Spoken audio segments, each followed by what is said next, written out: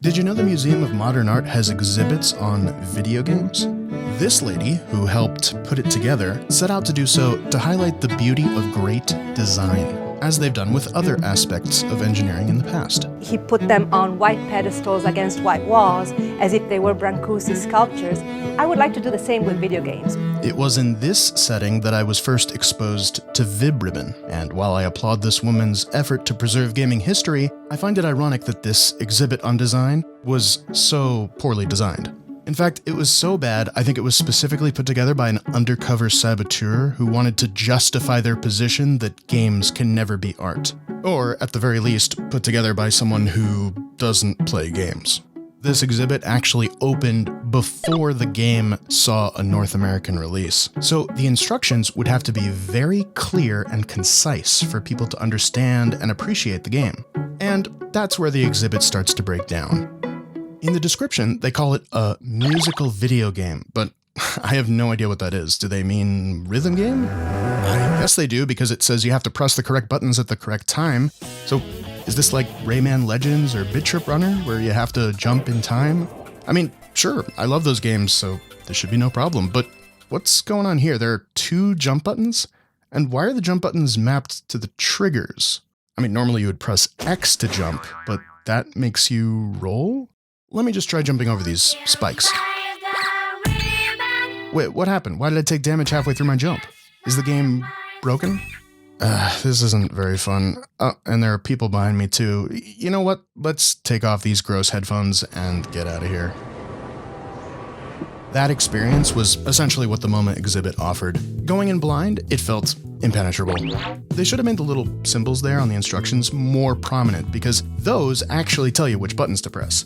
The text that draws your eye is useless and misleading. Honestly, there probably shouldn't have been any text at all. Or maybe something like blocks, loops, valleys, spikes would have been more clear. But well, hang on a sec, even if you do that, the instructions are still mislabeled. D-pad is valleys, X button is spikes. See? Vibri tells you herself in the tutorial. The worst part about this whole thing is that even if the instructions had been crystal clear and everything worked perfectly, the exhibit still wouldn't have properly conveyed what makes the game worth including in a design exhibit. Although I have some serious issues with the game, which I'll get into later, I do think the game has some fascinating design choices. Choices which were never seen before, and choices which will never be seen again. For that reason, the game is worth exploring and preserving. So today, I'd like to do what the MoMA didn't. Explore the good and bad design choices behind Vib-Ribbon.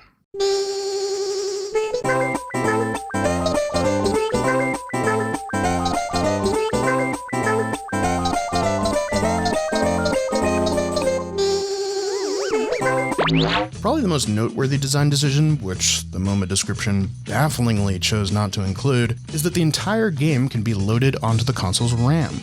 In other words, you can put in the disc, load a temporary version of the game, then take the disc out, and the game will still be there, with no external hard drive needed.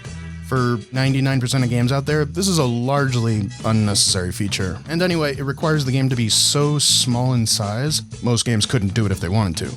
But for Vib-Ribbon, it was a vital part of the design, because it allowed players to replace the game disc with a music disc, so they could play their own songs.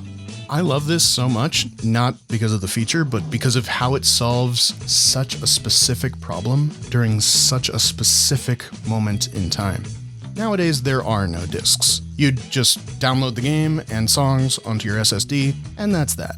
There's no reason for a game to ever use this RAM loading feature again.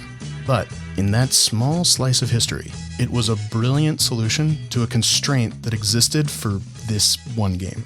They say constraint breeds creativity, and Vib-Ribbon is one of the best examples of that in gaming history. Because the file size of the game had to be so small, the game utilized simple colors and vector graphics to create its art style. I mean, essentially the game is just a bunch of lines and shapes moving around to create scenes. It all looks really weird, but there's something strangely endearing about it. It gives off a similar vibe to those super old vector games like Asteroids and Tempest.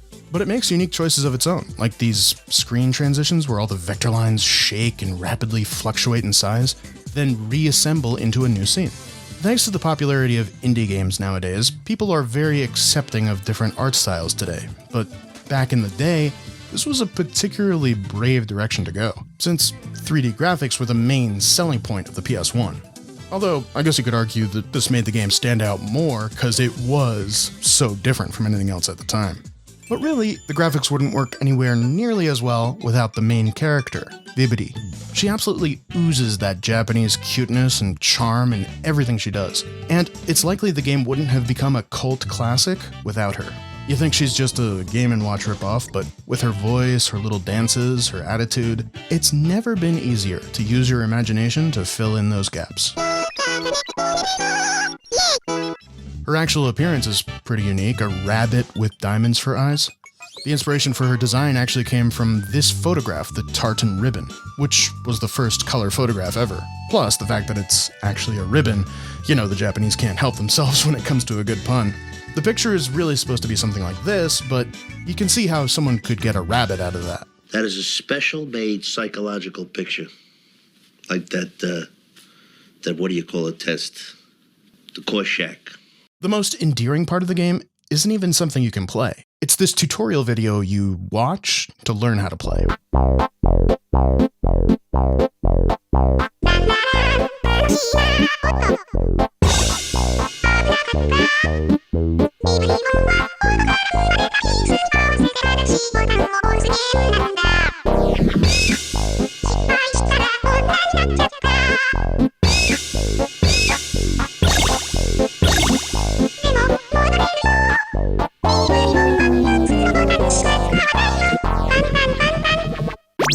Now, normally, I really hate it when you can't play a tutorial because it's basically, hey, how well can you memorize these buttons? And then you're forced to test it out on a real level through trial and error. But in this case, the song is so catchy that I just don't care. If user inputs were required to progress the tutorial, the song wouldn't flow nearly as well.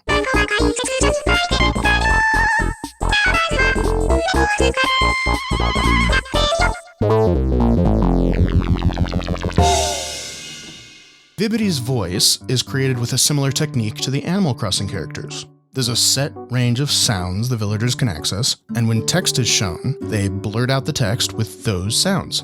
See, you can kind of hear the various consonant and vowel sounds here.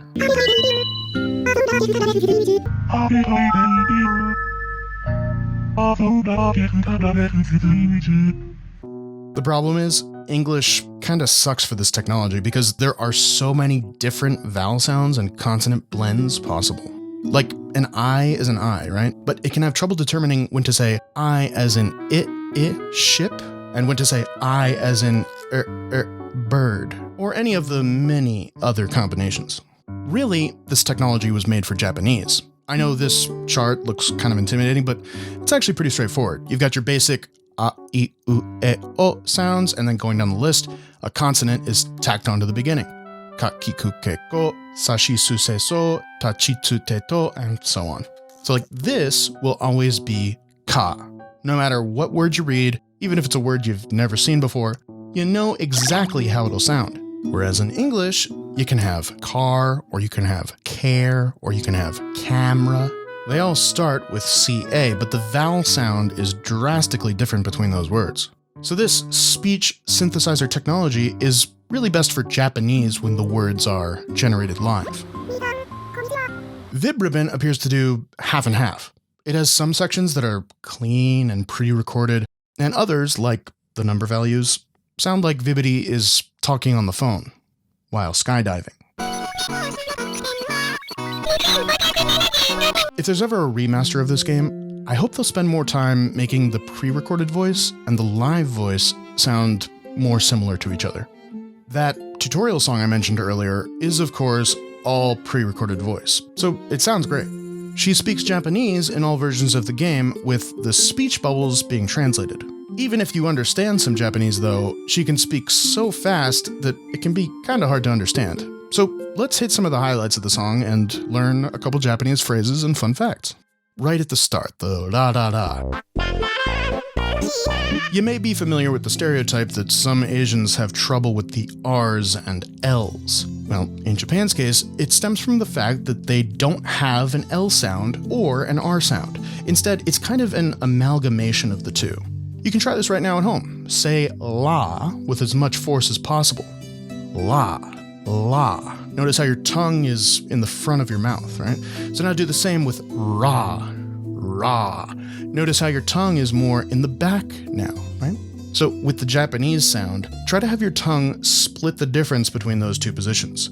Ra, ra. Not all Japanese people are right in the middle. Some have a more L sound and some have a more R sound. And depending on how early they were exposed to English, many Japanese people can do both easily. But one example I like to test new students with is the word roll, as in a roll of toilet paper, since that's written on actual Japanese packaging. To say it like a Japanese person would, split the difference between that L and R, and you'll read the word as roru. Later on in this section where the controls are explained, the L and R thing comes up again. And I gotta say, it is truly one of the most insane coincidences in the universe that of all the letters in the alphabet, left starts with L and right starts with R. Making that little L and R quirk of the Japanese language suddenly so much more magnified in the modern connected world. I mean, seriously, what are the odds? Anyway, the way Japanese people address this on a controller is they literally sound out the letter. So L is eru, and R is aru. For the X button, you can hear Vibri say batsu. Maru is true or correct, and batsu is false or wrong. That's why on so many menus for Japanese games in those days, circle was to progress forward or confirm something, and X was to progress back or cancel something. Anyway, here's a few useful one-word phrases. Tanoshi is an adjective meaning fun. You'll hear people say this all the time in Japan, so it's worth memorizing. Abunai actually means dangerous. This is something you might hear if, say, a toddler walked out in the middle of the road. In this case, Vibri says abunakata, which is the past tense version of the word. I noticed a lot of people quote this as fun, fun, fun, fun, which, to be honest, is what I thought it was too. But if you actually go and read the Japanese version, she's still speaking Japanese, and she says kantan, kantan.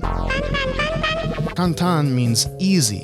If you go to a Japanese arcade, you'll sometimes see that as an option on game menu screens when you're selecting difficulty. She's basically saying easy, easy. Tsukareta is another common one-word phrase. It basically just means exhausted. You might hear someone say it when they come home from a long day, or maybe when they're in the middle of hard work that they desperately want to get out of. Vibri says tsukareta to keep in time with the song. But in real life, people say it more like tsukareta.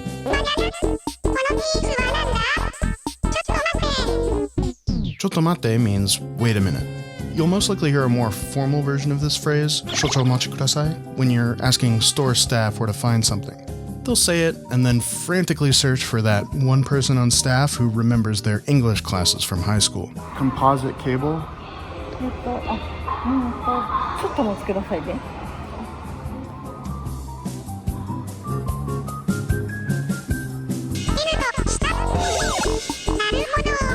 Naruhodo means, I get it. Kind of similar to so desu ka. So desu ka. The difference in my eyes is that naruhodo is more of a feeling of revelation about new information. Of course. After you finish the delightful how to play video, it's on to the actual gameplay, and unfortunately, major issues start to crop up. The idea of creating obstacle courses live based on any piece of music is a really great concept, especially for the time, but the execution falls flat for me. First of all, the obstacles are not determined by the beat, like every other rhythm game out there, but instead are determined by interesting frequency changes. I thought this was a technical limitation, but apparently it was intentional. In fact, the original prototype apparently did have obstacles generated based on the beat, but the levels were determined to be too similar, and they changed it. Now, I can't judge what that prototype was, or if it was fun, but I can tell you right now, I'd much rather try that prototype than the game we got. Let me use another game like Dance Dance Revolution to illustrate the problem. In DDR, you press arrows when they line up with the row of arrows at the top. People who are new to the game might rely more heavily on the visuals than the music, where they wait for the arrow to line up visually, then quickly move their feet onto the correct arrow. More advanced players are looking farther down the track and are putting their feet where they expect the arrows to go based on the tempo and the groove. You kind of go into this autopilot where you're not thinking about lining up the arrows, you're just moving to the beat. That's why in the harder levels, it's so important for the arrows to be on the beat. When the arrows are going so insanely fast, you can't rely on lining them up with just your eyes. The game starts with just reds, which are quarter notes, basically directly on the beat. Gradually, you'll start seeing more blues, which are eighth notes. Sometimes you might even see yellows, which are 16th notes.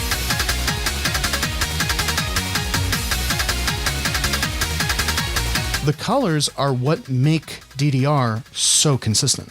They help you get to that autopilot state of mind. You're not thinking, okay, that next arrow is coming, here it comes, and push. You're thinking, that's a blue, so I know that in the next bar of music, it will be pushed at this time. And that's the difference.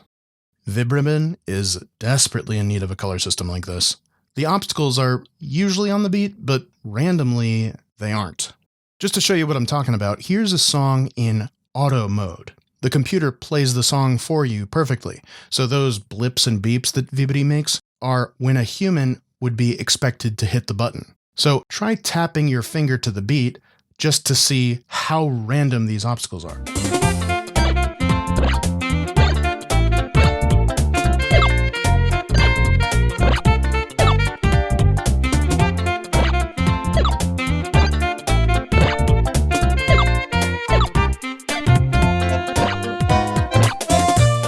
It's like, hey, here's 8 obstacles. 5 of them are red, 1 is blue, 2 are yellow. The colors are gone, and the order is random.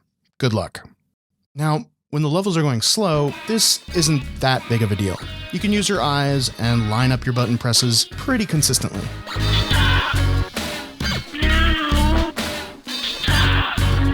For the quicker sections, it's a total nightmare. You'll be chugging along fine and then just randomly fail.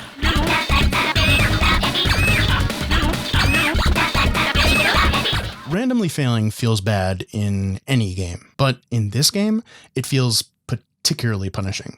In order to restore health, you need to clear obstacles in a row. But if you miss one, you have to start completely from scratch. And as an additional punishment, there's this violent shaking that occurs as if your eyes have suddenly developed Parkinson's. Oh, thanks. Oh, Jesus Christ! What the hell? The shaking can be so intense that it actually becomes difficult to judge when you're supposed to hit the button. Because remember, all the obstacles are white, so you can't rely on your ears. You have to line it up with your eyes. There's been so many times where I get to 10 in a row and then choke on the 11th one, and now suddenly I'm worse than where I started.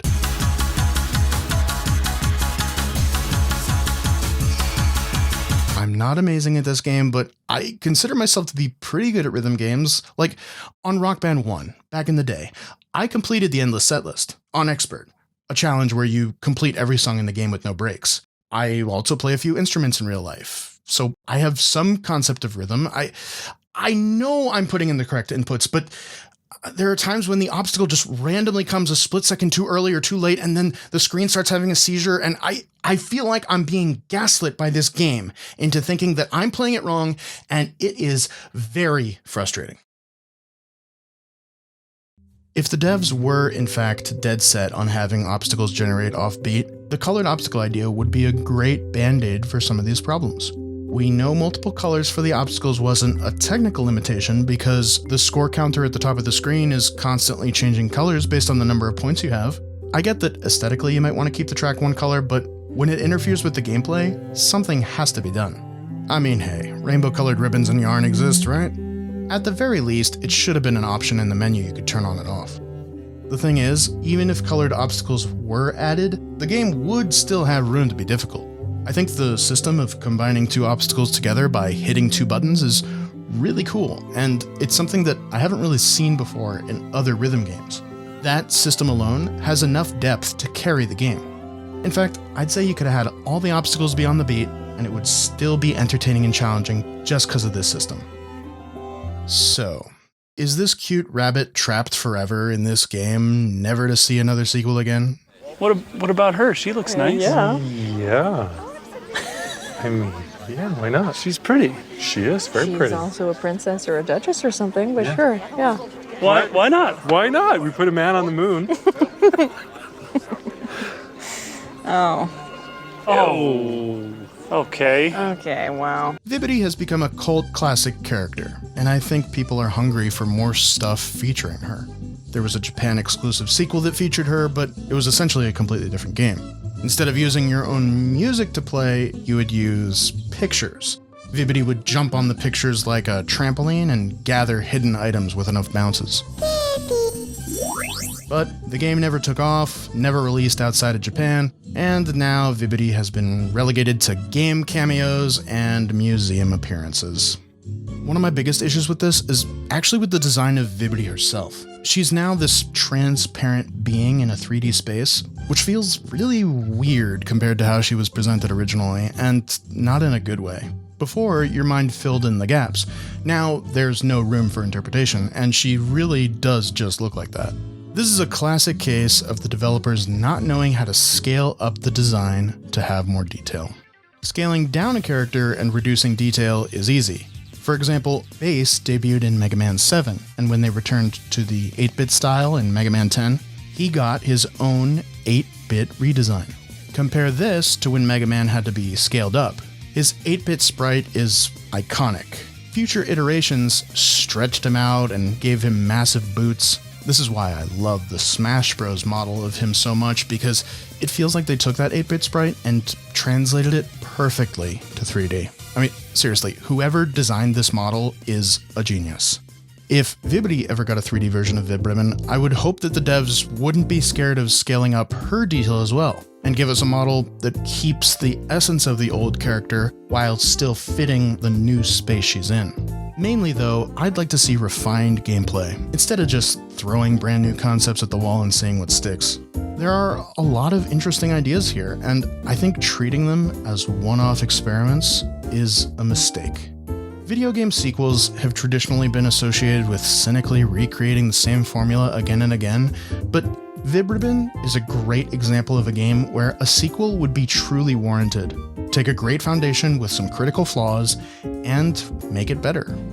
You can make my channel better by liking and subscribing. I'm a small, part-time creator who would love to have more time in the day to make videos. Sharing, liking, and subscribing helps me to do that. I'd also love to hear your thoughts on Vib-Ribbon, Vib-Ribbon, and the future of the series in the comments below. Lastly, a huge thanks to this month's patrons who helped make this video possible. Your support helps keep these videos free of sponsorships and ads, and I want to keep it that way, so if you've enjoyed my videos, I encourage you to check out the Patreon in the description. Thanks very much for watching, and I'll see you in the next one.